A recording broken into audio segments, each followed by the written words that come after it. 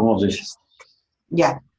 Nos da muchísimo gusto tener del otro lado de la línea a Maripaz Mastretta, una damita excepcionalmente inteligente que trabaja en una de las organizaciones que mejor hacen su función, su trabajo, su tarea en México. Ella trabaja para HIST, para la Fundación HIST, que es un organismo, es una organización muy importante en el norte del país. Por favor, Maripaz, preséntate tú misma, mija, para que te conozcan. Um, pues te agradezco la introducción. Yo me dedico a trabajar con pacientes con tumores del estroma gastrointestinal, o GIST por las siglas en inglés, Gastrointestinal Stromal Tumors, y son pacientes con un cáncer poco frecuente que aparece dentro del tubo digestivo, y ya tengo 7 años trabajando aquí en la fundación, a sus órdenes. Muchas gracias. Entiendo que todo este proceso que tiene que ver con lo que hoy mismo haces, de repente llegó a tu vida. Cuéntanos cómo llegó a tu vida GIST. Pues la verdad es que por suerte, no tengo otra forma de decirlo, yo creo que Dios me puso en este camino. El licenciado Rodrigo Salas, que es presidente de nuestra fundación, estaba buscando a alguien con quien arrancar este proyecto y entrevistó a varias personas y me entrevistó a mí, y cuando me contó la historia de él y de su esposa, porque el licenciado perdió a su esposa por este tipo de cáncer, luchó 6 años fuertemente él y sus 5 hijos por vencerlo, y al final pues el cáncer ganó la batalla, y yo me conmoví muchísimo en la entrevista. Yo le dije al licenciado que yo no tenía experiencia en el tema de salud, para mí era algo totalmente nuevo, pero que no podía dejar de lado hacer algo por estos pacientes. Si ellos, que tenían posibilidades de entrar a ensayos clínicos y de todas maneras perdieron la batalla contra la enfermedad, pues qué estaba pasando con aquellos que ni siquiera tenían opciones, ¿verdad? Entonces no pude dejar de lado la oportunidad de hacer algo por esta comunidad. Por supuesto que Rodrigo vio en ti una persona que de entrada se nota muy inteligente, sensible, pero además de todo, una persona que entregó una opinión a Rodrigo que era: me interesaría trabajar con ustedes, porque la sensibilización que hizo aquel relato de Rodrigo te permitió a ti tomar una decisión que me parece la tomaste de bote pronto, y eso es muy afortunado para todos nosotros que somos quienes recibimos de parte tuya y de Rodrigo, por supuesto, y su organización, una cantidad muy importante de trabajo y de información que es increíblemente importante para este universo de pacientes. Ya comentaste hace un momento que Rodrigo hizo el trabajo más intenso que pudo a favor de su esposa, pero desafortunadamente la dama perdió la batalla.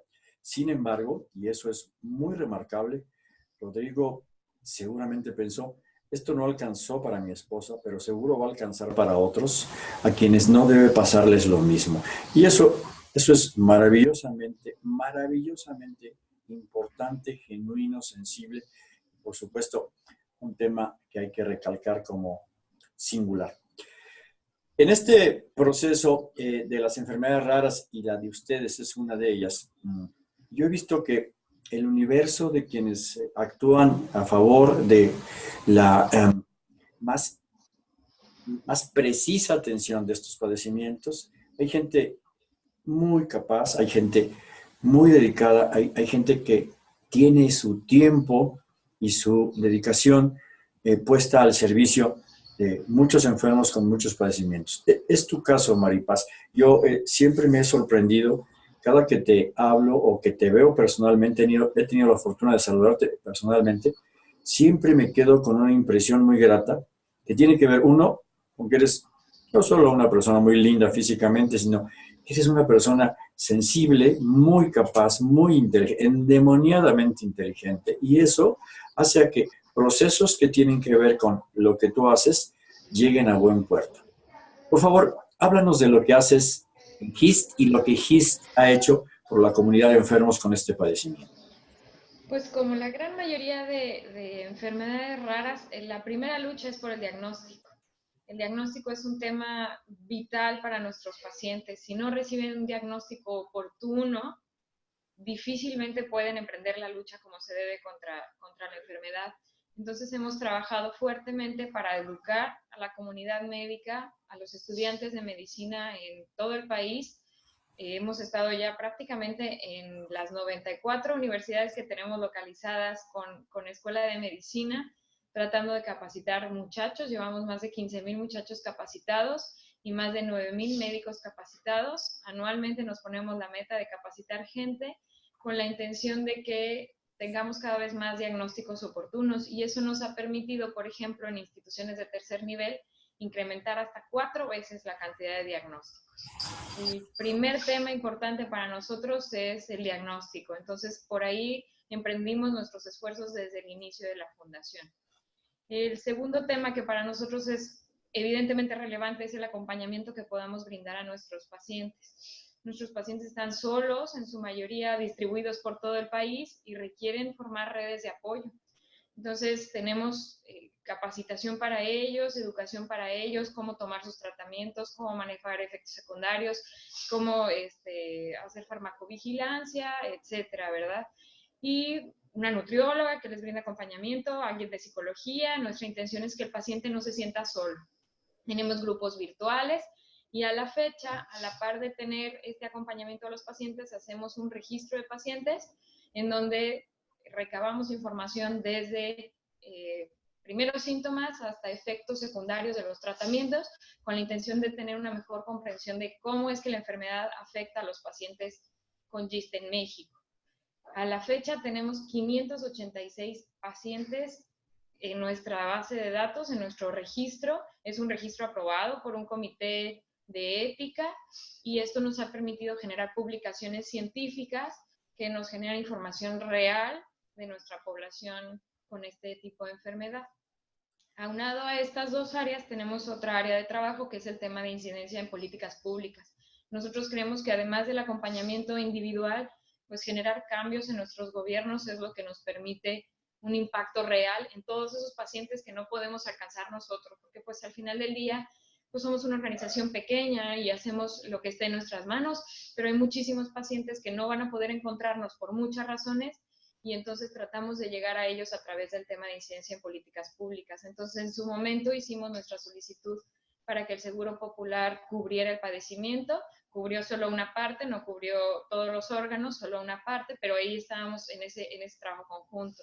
Hemos trabajado para que aquí en Nuevo León arranque el registro estatal de cáncer, incluso gestionamos para que se asignara presupuesto, y bueno, nuestra intención es generar cambios dentro de la política pública para lograr que nuestros pacientes tengan acceso a lo que merecen, que es acceso a la salud. Y a grandes rasgos este es el trabajo que hacemos.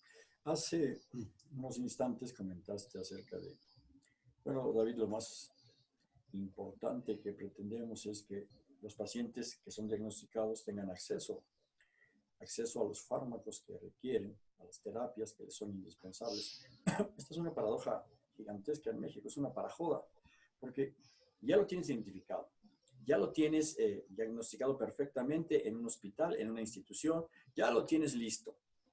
Y te dice el gobierno de la República a través de las instituciones de salud, sí, nada más que ese medicamento no lo podemos dar, porque todavía no está autorizado, porque hay un problema con la fórmula en que se trae a México y lo que se hace con el tercero que lo distribuye. Te ponen 44,122 pretextos para que no se pueda poner a disposición de los pacientes. Me acuerdo mucho de un caso de una farmacéutica muy importante que en algún punto de su historia de trabajo en México mandó a, digamos, realizar un pequeño video que se presentó en la televisión y decía, si usted tiene un paciente con estas características, nosotros podemos ayudar. Y entonces a esa farmacéutica llegaron cientos de personas.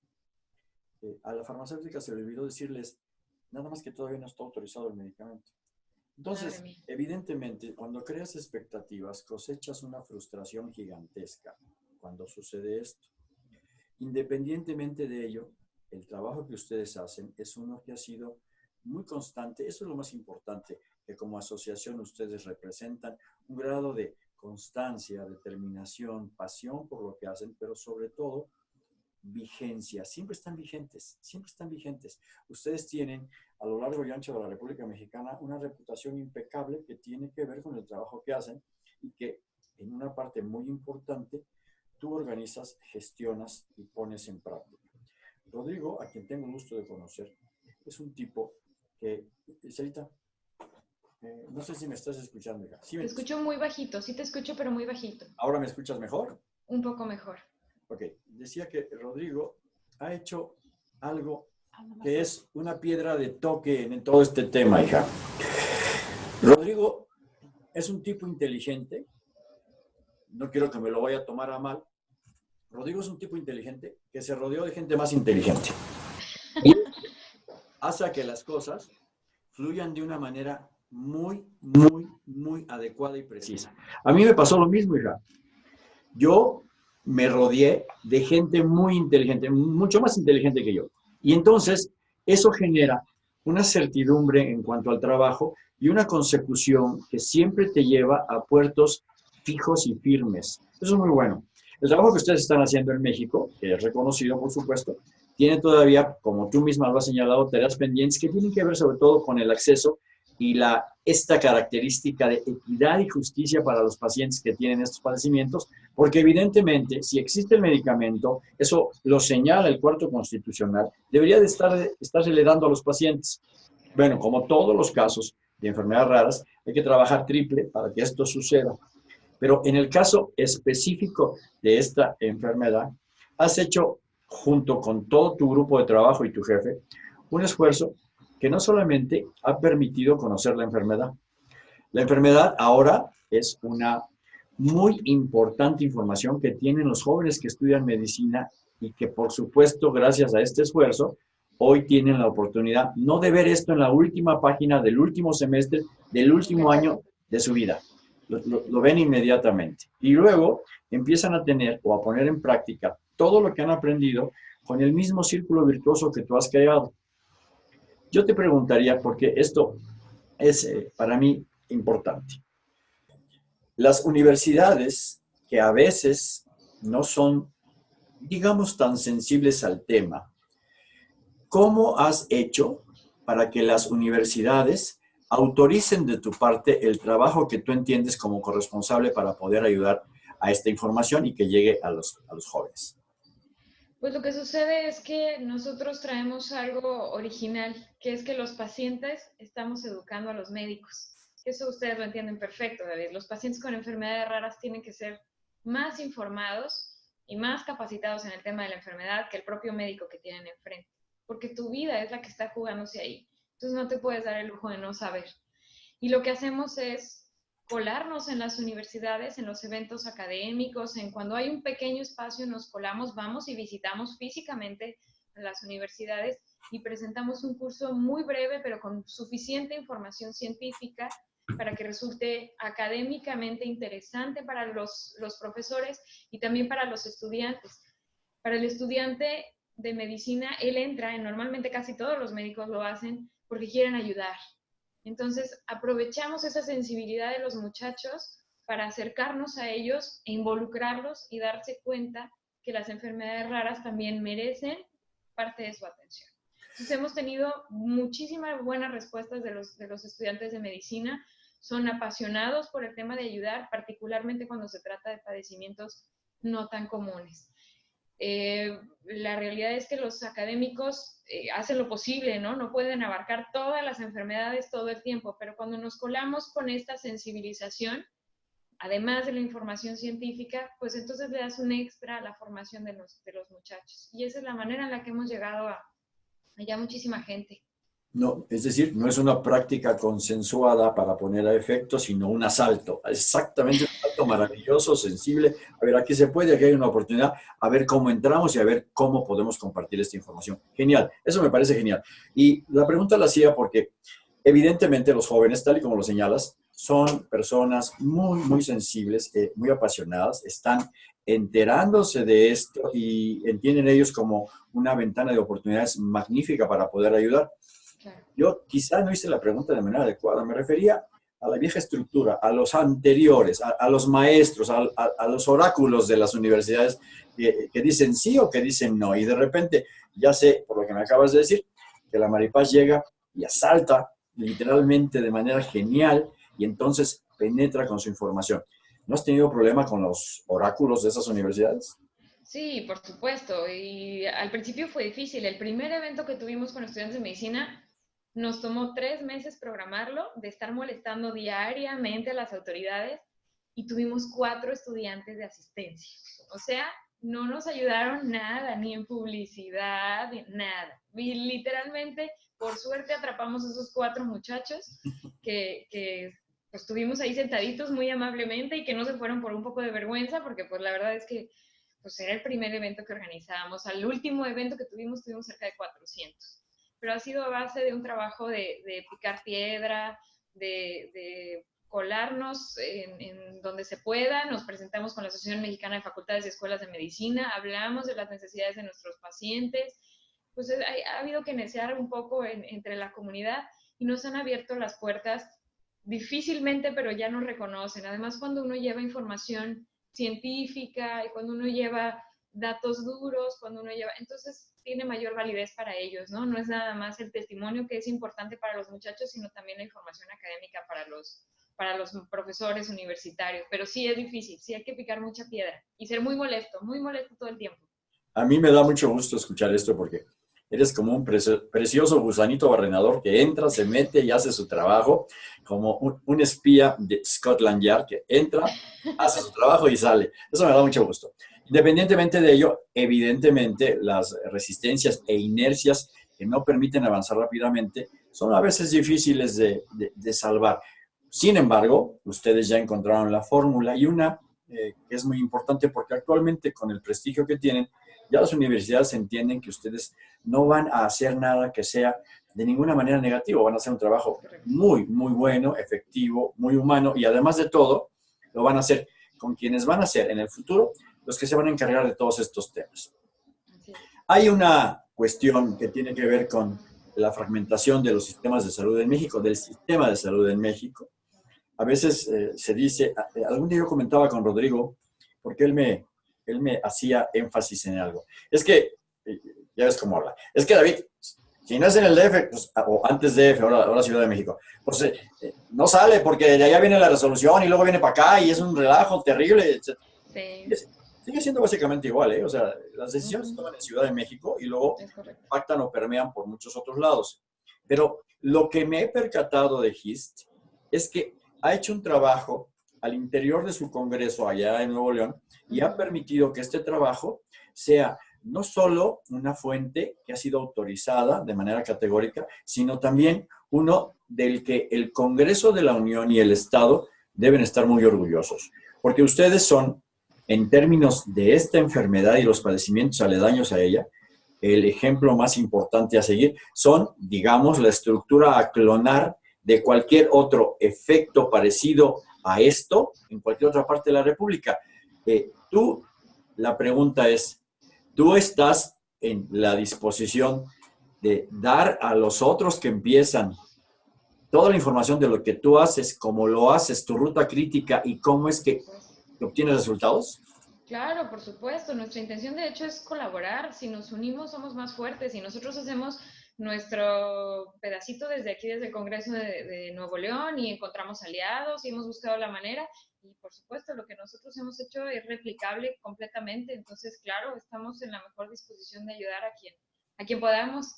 Eso me da mucho gusto, Maripaz. Yo entiendo que todo lo que hacen ustedes, por supuesto, es bajo una charla en esencia que tienen dentro de tu grupo, en la que Rodrigo, por supuesto, participa, autoriza o no algunas cosas. Él tendrá la manera en que comunica para ustedes lo que pretende y lo que ustedes le comunican que le parece importante, bueno, pues lo echan a andar. Eso tiene que ver con un ejemplo de organización, como ya lo dije, que es verdaderamente arquetipo para que los otros hagan un trabajo que se parezca por lo menos a lo que ustedes hacen. El universo que tienes de pacientes a los que en este momento ya conoces y que los tienes pacificados en una base de datos, es uno que actualmente, así lo entiendo, lo supongo, es muy importante como referencia de la nación. Es decir, eso no lo tienen ni siquiera los sistemas de salud, no lo tienen ni siquiera las secretarías de salud y no lo tienen indiciado en ningún lado. Tú lo tienes. ¿Cómo manejas tu base de datos y a partir de qué procedimientos que tienen que ver, por supuesto, con ética, la manejas? El registro de pacientes era algo que desde el inicio era para nosotros importante, porque era lo que nos iba a dar información suficiente para saber qué necesidades tenían y además para entender el curso de la enfermedad. Cuando empezamos a trabajar el tema del registro, tratamos de buscar qué datos había, en dónde estaban los pacientes, dónde se encontraban, y el artículo científico que mayor cantidad de pacientes contenía era un artículo de 43 pacientes y requirió del apoyo de 42 cirujanos oncólogos para la elaboración del artículo. Vaya. Eso quiere decir que había bien poquititos pacientes diagnosticados, a pesar de que muchos médicos estuvieran involucrados, y a partir de ahí dijimos 42 pacientes no pueden ser el referente nacional, necesitamos más información de nuestra comunidad. Entonces empezamos a trabajar y tenemos pues todo un procedimiento junto con un comité de ética que revisó nuestro protocolo de investigación. Ellos nos aprobaron todos los procedimientos desde el ingreso de los pacientes, el consentimiento informado, todo lo que se tiene que hacer para poder obtener esa información de los pacientes y después replicarla a través de publicaciones académicas y científicas. Por supuesto, no lo hacemos solos, lo hacemos en colaboración con la comunidad médica, siempre hay médicos dispuestos a ayudar. Entonces, a través de oncólogos en el INCAN, en siglo XXI, en la UMA 25 aquí en Monterrey, en distintas unidades que nos ayudan a concentrar la información y en conjunto hacemos el análisis para poder hacer publicaciones. Nuestro póster más reciente se presentó en Europa, en ESMO, y pues tiene una cantidad de pacientes por encima de cualquier otro registro nacional donde traten de ubicar a este tipo de población. Entonces eso nos da pues mayor validez y mucho más peso, ¿no? Lo que refiere a nuestros pacientes derivado de ese registro nos permite, por un lado, generar información académica, pero además nos da a nosotros como grupo de pacientes la oportunidad de detectar necesidades por las cuales abogar posteriormente, ¿no? Si falta algún instrumento, algún indicador, algo, entonces nosotros nos encargamos. Qué información tan maravillosa nos acabas de regalar, qué fórmula tan genuinamente transparente y sencilla de abordar un tema. Qué importante que México esté sentando precedente en este asunto y que ustedes, los regios, tengan no solo la oportunidad de compartirlo, sino también que tengan la oportunidad de disfrutarlo. Lo digo de manera genuina. El trabajo que tú haces, y a veces, y lo digo porque te conozco, lo disfrutas mucho, eso lo veo en tu cara. Cuando aportas un concepto, siempre lo aportas con mucha pasión, con vehemencia. Cuando estás hablando acerca de tus temas, los hablas de una manera muy estructurada y eso ayuda mucho a que la comprensión de esto sea más sencilla. Hay gente muy inteligente que difícilmente puede articular un argumento que pueda entender la gente común y corriente. Tú argumentas de manera tan precisa que la gente te entiende a la primera. Yo soy bastante burdo a veces para entender algunas cosas, pero esto que acabas de decir lo tengo muy claro como concepto de lo que están haciendo y me da muchísimo gusto y mucho orgullo que pertenezcamos juntos a la federación y que ustedes sean un referente tan importante en la región latinoamericana y en el mundo. Eso es muy, muy halagador, no solo para la federación, de la que ustedes son parte, sino para el estado de Nuevo León, que hace un trabajo a través de ustedes muy destacado. Rodrigo, en estos años que lo conozco, he observado que asiste a reuniones internacionales en las que se habla de este padecimiento específicamente. Y entiendo que él ya es, en este momento, un agregado muy importante de ese universo de gente GIST en el mundo. ¿Hay algún evento que sea internacional que Rodrigo ya haya traído a México o que esté pensando en traer? ¿Nos puedes contar algo de eso? El licenciado Rodrigo es el presidente del grupo de organizaciones de pacientes de América Latina que se llama Alianza GIST. Y en conjunto estamos trabajando en un proyecto que se llama Salud con Datos. Hemos visto lo importante que es tener un registro de pacientes y los resultados que nos puede dar en el tema de incidencia en política pública tener esta información tan fiable. Entonces, el primer resultado o outcome que hemos encontrado es el trabajo conjunto, por ejemplo, con la comunidad chilena. Estamos próximos a publicar un artículo con Chile en donde hacemos pues un vistazo, echemos un vistazo a la comunidad latinoamericana con GIST, como un primer ejercicio. Y próximamente vamos a trabajar junto con 3 universidades en Estados Unidos que también tienen población hispana, con la intención de comparar cómo les va a los pacientes con Chile, con los de México, con los de Estados Unidos y qué implicaciones tiene el acceso o no acceso a los tratamientos disponibles.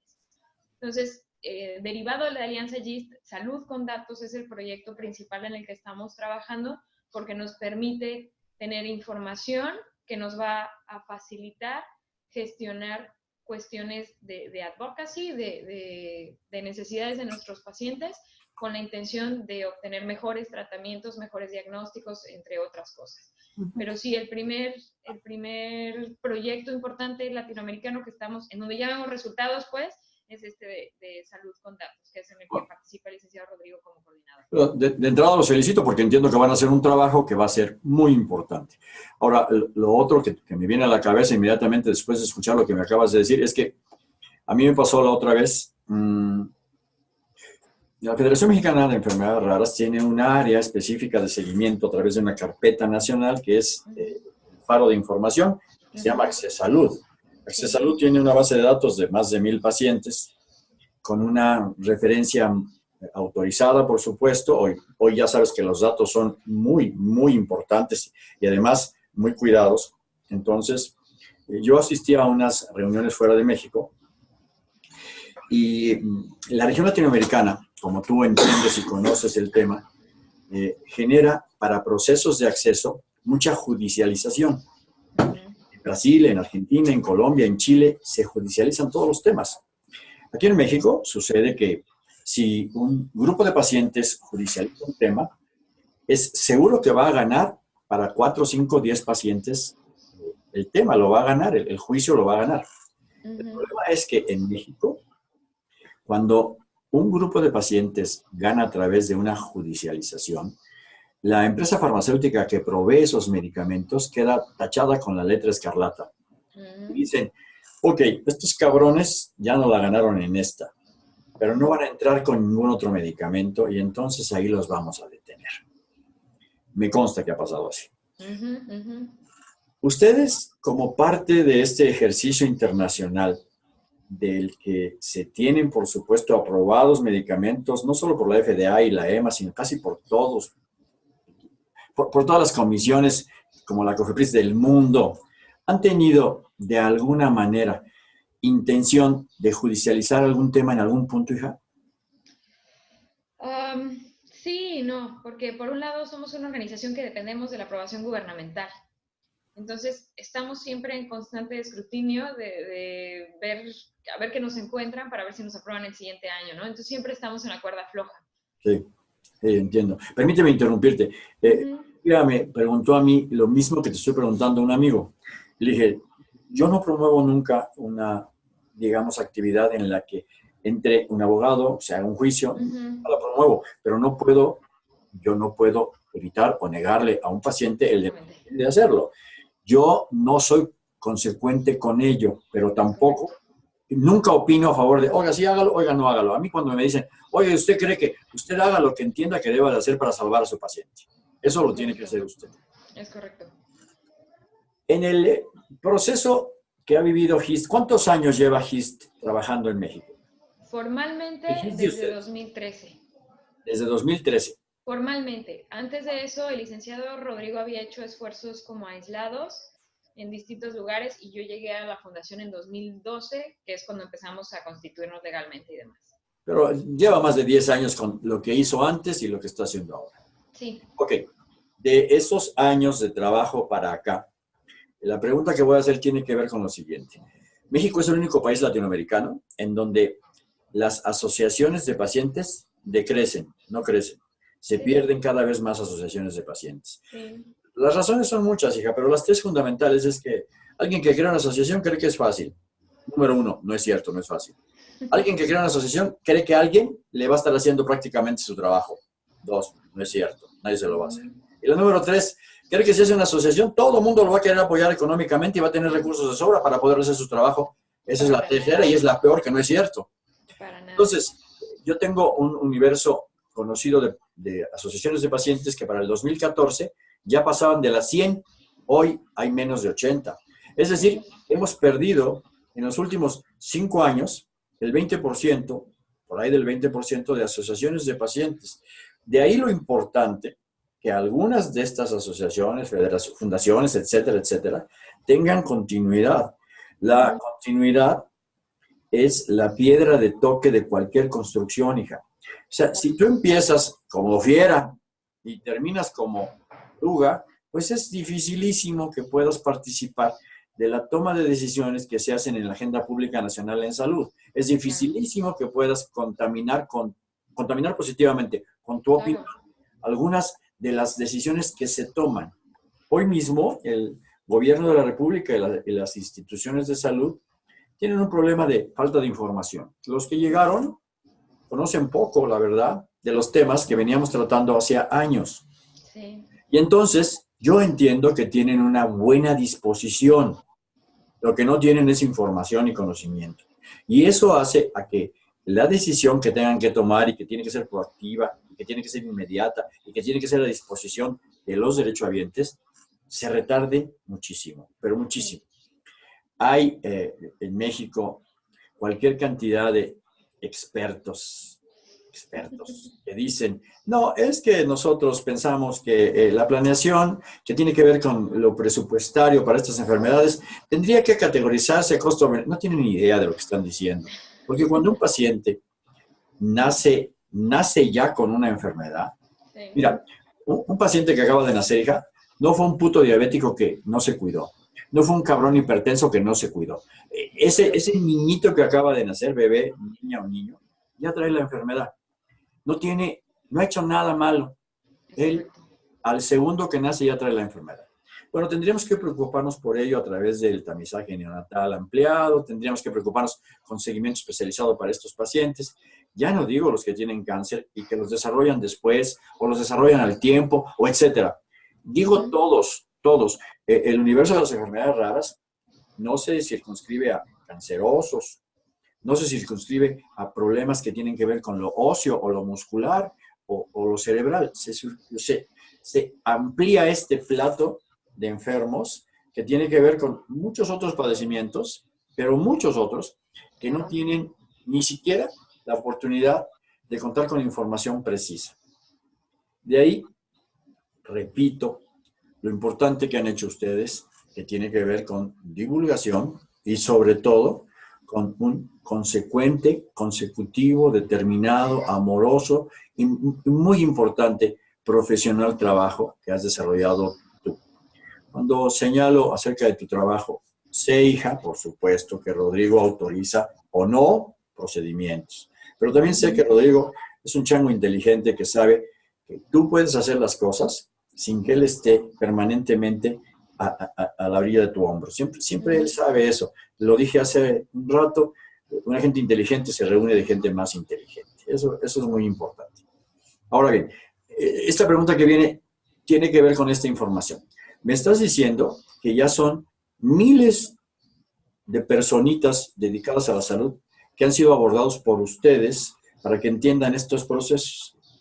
Decía yo en una entrevista como esta, con una persona a la que igual que a ti quiero mucho, que leí un documento que se publicó en la Gran Bretaña de un estudio que hicieron y decían que el universo piramidal trabaja en información de la siguiente manera. Si una persona llega a 10 personas con información clara, esas 10 personas pueden llegar a muchísimas otras más, 10,000. Cuando escuché 10,000, pensé, ay, no mames, no puede ser que llegue a tantas. Sí llega a tantas. El estudio deja muy claro que sí llega a tantas. Bueno, ustedes lo que han hecho con tantos ahora, pues ya puede ser un universo piramidado que llegue a millones, hija. Y eso es genial. Genial, absolutamente genial. La siguiente pregunta tiene que ver con ¿a qué te enfrentas todos los días, independientemente de lo que me acabas de decir, que como órgano que depende de decisiones gubernamentales, ¿a qué te enfrentas adicionalmente todos los días en tu trabajo cotidiano? Híjoles, de todo, desde médicos, si tú lo mencionaste, desde médicos que no quieren escuchar, porque Sí. los hay, así como hay médicos fabulosos, hay médicos que son Espantosos. difíciles de enfrentar, que pacientes que tienen que explicarle al médico de qué se trata su padecimiento y que no les gusta ser cuestionados. Sí. Entonces, diariamente nos topamos con eso, nosotros como organización de pacientes, un gobierno federal cada vez más complicado con la relación con las organizaciones de la sociedad civil, cambios constantes. Por ejemplo, en nuestra Cámara de Diputados locales es la tercera administración en la que tenemos que acercarnos a sensibilizar otra vez a toda la Comisión de Salud, como si no hubiéramos hecho nada nunca antes. Bueno, va de nuevo en la siguiente. Sí. Eh, es difícil ir contracorriente y eso aunado, por supuesto, al tema del acceso a los recursos. Cuando nosotros iniciamos el medicamento que le asignan a nuestros pacientes, la patente estaba a punto de vencer. Entonces la industria farmacéutica nos ayudó mientras estaba la patente vigente para empezar, ya que estábamos formales, constituidos con todas las autorizaciones. Posteriormente a eso no hemos recibido apoyo de su parte, porque ya no es negocio, claro, y se entiende, por supuesto, ¿verdad? Pero pues hemos tenido que luchar contra corriente sin apoyo de la industria. Prácticamente nos han ayudado, podría yo decir, menos del 10% de nuestros recursos a lo largo de todos estos años ha sido por parte de la industria farmacéutica. El resto ha sido por esfuerzos de instituciones, de fundaciones empresariales, de organismos que se han sumado a nuestra causa porque se han vuelto sensibles al tema, pero la realidad es que no tienen como ninguna responsabilidad particular con el tema. Entonces nos han ayudado por buena voluntad y porque les convence la causa. Pero luchar contra corriente constantemente en el tema de los fondos es sumamente complejo. Y pues en general sensibilizar a la comunidad sobre un padecimiento que difícilmente pueden entender porque nunca les ha tocado vivirlo y difícil, siempre lo menciono así, ¿no? Una paciente con cáncer de mama puede llegarse a la sala de espera y encontrarse a otra igual, pero un paciente con GIST no lo va a hacer, aunque se espere en la sala de espera toda la semana, no se va a topar a otro. Entonces, tener que explicar la enfermedad, el aislamiento que sufren nuestros pacientes, eso es lo que constantemente pues son dificultades con las que nos enfrentamos.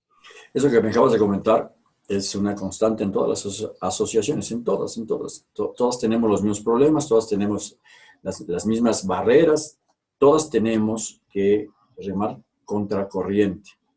Por eso es tan loable lo que algunas con ustedes hacen, porque contamos más que con apoyos, con resistencia. Eso lo damos por hecho. Oye, ¿a qué te vas a un chorro de resistencias? A un chorro de idiotas, a un chorro de negligentes. Alguien me dijo un día, hablando, ya dijiste que hay unos médicos extraordinarios, hay otros que te dan hueva. Y decía un amigo, ¿cuál es la diferencia entre Jesús el Cristo y los médicos? No, no sé, que Jesús el Cristo no se cree médico. Ese es un tema que tiene que ver con uno de los tantos obstáculos y problemas que se tienen a lo largo de este maravilloso esfuerzo que ustedes realizan, del que nos has dado una gran explicación, sucinta, muy precisa, como te digo, es brisa maravillosa, es un aire nuevo para el conocimiento de la gente, porque hay muchos que tienen que conocer que ustedes hacen eso, independientemente de todos los que ya lo saben, los hombres y mujeres que no son, digamos, necesariamente los que se informan de procesos médicos, ni procedimientos, ni terapias, pero se tienen que informar porque ahí está GIST que ayuda a que las cosas sucedan.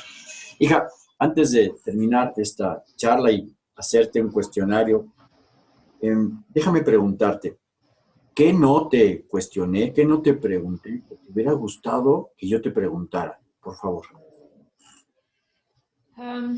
Pues quizás un poco el tema de cómo nosotros trabajamos con nuestros pacientes, porque nosotros no damos medicamentos. Todo el mundo espera que las asociaciones demos medicamento y nosotros la realidad es que no somos asistenciales en ese sentido. No podemos costear nosotros ni siquiera, o sea, se nos iría todo el presupuesto ni ayudar a uno o a dos y la realidad es que no podemos costear medicamentos para nuestros pacientes. Sí. Pero sí ayudamos a nuestros pacientes a ver cómo lo consiguen. Entonces, nos dedicamos a empoderar a nuestros pacientes por encima de ser asistencialistas y de ayudar de manera puntual y que se les vaya muy bien. Nos ayudamos a empoderarlos, a informarlos. Nuestros pacientes son los que llegan y se sientan con el oncólogo y le dicen, doctor, pero es que la dosis que me toca a mí es esta. ¿Por qué no me está dando la dosis adecuada? Entonces llegan con la Gaceta Mexicana de Oncología, llegan con artículos de investigación, llegan y se confrontan a sus médicos y son los pacientes más empoderados los que forman parte de la fundación. Son los que toman las riendas de su padecimiento y luchan contra la enfermedad. La realidad es que nosotros los acompañamos, pero el proceso que ellos viven a través de la fundación es ese acompañamiento para empoderarse y para que sean ellos los que día a día luchen por poder enfrentar la enfermedad. Eso que acabas de decir nos sucede también a nosotros. Como federación, recibimos un promedio de 150 correos a la semana y esos correos son, oye, ¿usted me puede dar el medicamento? Y decimos siempre, nosotros trabajamos para crear con usted la ruta que usted debe seguir para obtener su medicamento, lo vamos a empoderar y lo vamos a acompañar literalmente hasta las puertas de la institución que le corresponda, pero usted es el que tiene que hacer eso, no nosotros. Yo no damos medicamento. Me hiciste que me acordara puntualmente de ese tema. Una de las penúltimas preguntas que te voy a hacer es, hija, pregúntame lo que tú quieras preguntarme a mí en esta entrevista. ¿Qué tan difícil ha sido organizarnos? Porque al final de cuentas ustedes son la cabeza, ¿no? De un conjunto de organizaciones con intereses propios. Por supuesto, yo quiero estudios mutacionales para mis pacientes y quiero, ¿no? Cosas que individualmente mi grupo o mi comunidad requiere. Pero ¿qué tan difícil es organizar a toda una comunidad? Los pacientes con enfermedades raras somos muy diversos, muy diversos. ¿Qué tan difícil es organizar a toda la comunidad y encabezar los intereses de agenda común? Muy complicado, mija. Es muy complicado. Es una tarea verdaderamente versallesca. Es algo que de verdad te quita una gran cantidad de energía. Y por supuesto, este espacio es lamentablemente una realidad que priva en México, y no solo en México, en muchas regiones de Latinoamérica sobre todo, los protagonismos exacerbados, las condiciones en las que uno cree que va a decidir y va a poder trabajar sobre un tema de una manera y otro cree que es de otra manera, etcétera, etcétera, hacen que la vida de por sí compleja se complique aún más. Tengo una ventaja, digamos un hándicap a favor. He tenido la suerte de contar con amigos, todos aliados de la FEMEXER, que me dicen, hazlo, cabrón, hazlo, tú hazlo, y nosotros te vamos apoyando. Normalmente, hija, imagínate que le tuviera que pedir opinión a 77 asociaciones. O sea, a las 3 primeras ya no estaríamos de acuerdo. Entonces, lo que vamos haciendo es una agenda que integra a todos, que los cohesiona. Por ejemplo, yo normalmente no estoy hablándote a cada rato para esto, lo otro, aquello. Yo voy y hago al Congreso. Por ejemplo, ahora que estuvo el Parlamento, fuimos e hicimos todo lo que tiene que ver con todos los padecimientos raros. Ahora que hemos podido ver, el señor presidente, bueno, pues le hemos dicho de todo esto que tiene que ver con estos asuntos. Ahora que voy a ver al secretario de Salud, al del Consejo de Salubridad, a la presidenta de la Comisión de Salud de los Diputados y al presidente de los senadores, a todos ellos los informamos del universo en lo general de las enfermedades raras. Contamos con un ejercicio que tiene que ver con una disposición de los aliados que ha sido muy generosa y que me permiten hacer el trabajo de forma, digamos, individual. Con la gente de la federación tenemos 12 personas que me ayudan, pero lo podemos hacer así. ¿Qué tan complicado es? Tan complicado como tú te lo puedas imaginar. El ejemplo más inmediato que te puedo dar es una familia con 7 hermanos. A ver si la mamá los pone de acuerdo. Todos piensan diferente, todos se estructuran hacia opiniones, gestiones, razones, conclusiones diferentes. Entonces, nosotros somos una especie de mamá. Oye, no, espérate, a ver, mira, tu hermano dice esto y tú dices esto. Dentro del asunto tiene que ver con cómo hacemos a que los pocos puntos de coincidencia amarren una gestión que sea general. Hace tiempo, una hoy senadora de la República, cuando era diputada, me dijo en una reunión, ¿cómo es posible, David, que las asociaciones de pacientes no se pongan de acuerdo? Yo le contesté, es tan posible como ustedes, que como grupos políticos no se ponen de acuerdo. Es la fecha hoy que no se ponen de acuerdo, después de 90 años no se ponen de acuerdo. Las razones específicas, la idiosincrasia del mexicano y del latinoamericano en concreto, tienen que ver con posiciones que son a veces irreductibles, hija. Yo personalmente le he dicho a aliados de la federación, oye, cabrón, si no vas a apoyar este tema, no lo estorbes. Claro. Porque si bien es cierto que tú tienes una opinión diferente, hay 60 que piensan de la otra manera, entonces vamos a privilegiar la mayoría, y la mayoría lo está pidiendo, porque 14 no, o 15 no, pero 60 sí lo están pidiendo. Entonces, la pregunta es, la respuesta es complicadísimo, hija, pero hay que hacerlo. Se tiene que hacer, igual que una mamá que tiene 7 hijos y tiene que convencer a todos de que tengan relaciones lo más armónicas que se puedan, así nosotros acá. Hay fundaciones, hay organizaciones con las que no tenemos ningún problema. Ustedes, tú, eres parte de una organización que es el arquetipo singular de tú haces tu trabajo y sumas tu trabajo al trabajo de los demás y agregas tu voluntad, tu pasión, tu entrega y tu determinación. Y eso es poca madre, mija.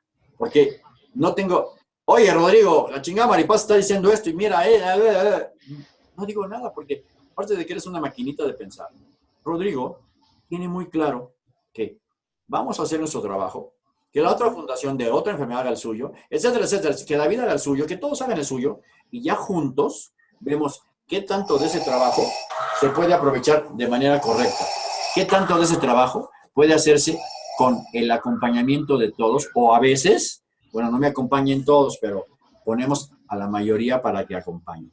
Claro. Hay una importantísima variable en todo este asunto que tiene que ver con la familia, hija. Tú eres madre de familia, esposa, trabajadora, ejecutiva muy importante o elemento muy importante de tu asociación. Eres muy, muy importante. ¿Cómo compaginas todas tus actividades para que esto sea posible? Ay, David, pues la causa te mueve. La causa te mueve. Yo no me levanto a trabajar, yo me levanto a acompañar a pacientes con GIST. Y entonces eso hace más sencillo hacer las cosas compatibles. Es decir, mis niños, a pesar de que son mi vida, mis niños entienden de alguna manera que su mamá no nada más está trabajando, ¿no? Sino su mamá está ayudando a pacientes que tienen una enfermedad poco frecuente y eso justifica de alguna manera ese tiempo que no puedo estar con ellos. Le dedico a ellos lo más que puedo y le dedico a mi trabajo lo más que puedo y pues no puede uno hacer 50 y 50, sino hace uno 100 y 100 en donde sea que esté, porque no trabaja uno nada más por ganar un salario, sino trabaja uno por una causa y eso es lo que uno tiene que tener claro. Yo siempre he admirado a las mujeres, no solo a las que como tú son parte de un ejercicio tan importante y tan nacionalmente trascendente, a todas las mujeres, no sé cómo le hacen, no sé cómo le hacen. Otra vez vi un video de alguien que decía, ¿estaría usted dispuesto a trabajar 365 días del año, casi todo el tiempo parado, sin tener ningún día de descanso, sin cobrar ni un peso de sueldo? Y todos dijeron, ¿está usted loco? ¿Quién hace eso? Las mamás del mundo. Las mamás del mundo no cobran nada, trabajan 365 días del año y aparte de todo siempre están pendientes de todo lo demás. Este ejercicio de estar comunicándome hoy contigo, y tú sabes que te aprecio mucho, que te conozco y te admiro, la verdad, admiro tu trabajo, que todos quisiéramos tener en las organizaciones a las que representamos personas como tú. Yo cuento con la fortuna de tener a mi Celita, a mis hijos y a otros jóvenes que son muy talentosos, pero todos quisiéramos tener mastretas en la mesa de las decisiones de este asunto. Antes de que yo me despida de la manera más cariñosa y caballerosa de ti, quiero hacerte un cuestionario al que te solicito respondas de manera inmediata, de bote pronto, con muy sencillas respuestas, para que la gente que va a ver y a escuchar esta entrevista entienda cómo o por dónde es tu personalidad. El cuestionario lo escribió Marcel Proust y es uno muy interesante. Maripaz, ¿cuál es tu palabra favorita? Sonreír.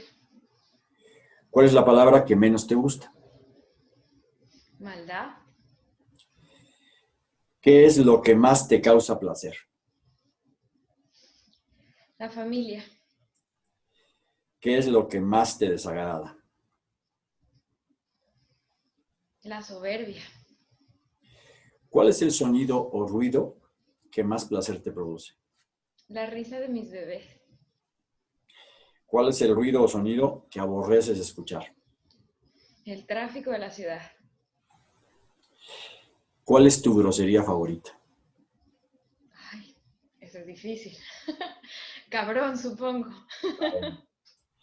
Aparte de tu profesión, ¿qué otra profesión te hubiera gustado ejercer? No, ninguna. Soy trabajadora social de corazón. ¿Era esa o esa? Ok, mija. ¿Qué profesión nunca ejercerías? Buena pregunta. Supongo que contador. Con todo. Si el cielo existiera y te encontraras a Dios en la puerta, ¿qué te gustaría que Dios te dijera cuando tú llegaras? Te estaba esperando. Muy bien. Al cuestionario de Marcel Proust, David Peña agregó una pregunta silvestre. Si tú fueras una caricatura, un personaje de caricatura, ¿qué caricatura te gustaría ser? ¿Qué caricatura me gustaría hacer? Ay, qué buena pregunta.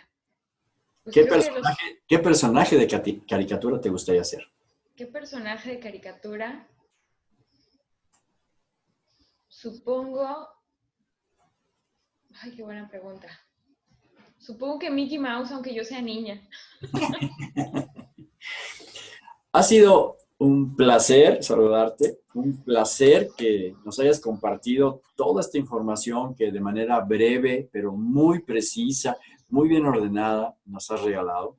Ha sido un gustazo saludarte a través de este hoy medio tan comúnmente utilizado. Ya no tenemos que estar frente a frente, sino podemos hacer a través de estos recursos electrónicos esta charla tan interesante. A mí me enriqueció muchísimo y me regaló algunas cosas con las que yo tenía una idea de cómo lo hacía Gist, pero hoy las tengo más claras. Hijita, muchas gracias por tu tiempo, disposición, amabilidad y ser en muchos de los tiempos de esta entrevista oreja pendiente de las preguntas que yo te hice. Un abrazo para Rodrigo, para su familia, para sus 5 hijos. Un abrazo para su mujer, entiendo que se volvió a casar. Sí. ¿Tiene familia Rodrigo adicional? La esposa del licenciado tiene ella 4 hijos y él tiene sus 5 hijos, entonces son Ok. una buena multitud.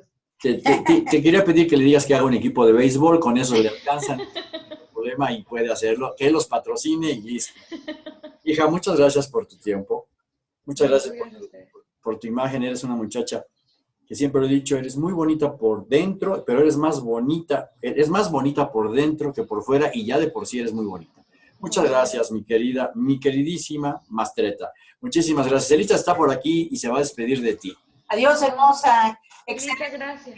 Muchas gracias. No, gracias a ustedes. Ya saben que pues estamos a la orden. Seguimos trabajando fuertemente por la misma causa, entonces estamos ahí al pendiente. Les agradecemos muchísimo la oportunidad de seguir colaborando. El 4 de diciembre voy a estar en Ginebra hablando de temas que tienen que ver con las enfermedades raras. Por supuesto voy a mencionar el asunto GIST, que es clonable en todo el mundo, es maravilloso. Y a la vuelta de Europa y también voy a Estados Unidos, voy a contarte de manera muy precisa lo que hicimos, cómo lo hicimos, con quién lo hicimos y a favor de qué causas, de qué elementos, de qué temas, para que ustedes estén claros en la misma frecuencia que nosotros. Un abrazo para Rodrigo, su familia, su novena. Y para ti, para tus... ¿Son 2 niñas? Es una niña y un niño. Para tu bebé y tu bebita, un abrazo muy cariñoso y respetuoso de nuestra parte. Para tu marido, un abrazo y mi más amplio sentimiento de admiración porque te permite seguir haciendo esto y que es tan importante para México. Muchas gracias. Es voluntario mi esposo, voluntario no tan voluntario, pero bueno. Mastreta, muchas gracias. Muchas gracias a ustedes. Besos, que seas feliz, hija. Y gracias igual, chao. Bye bye, mija.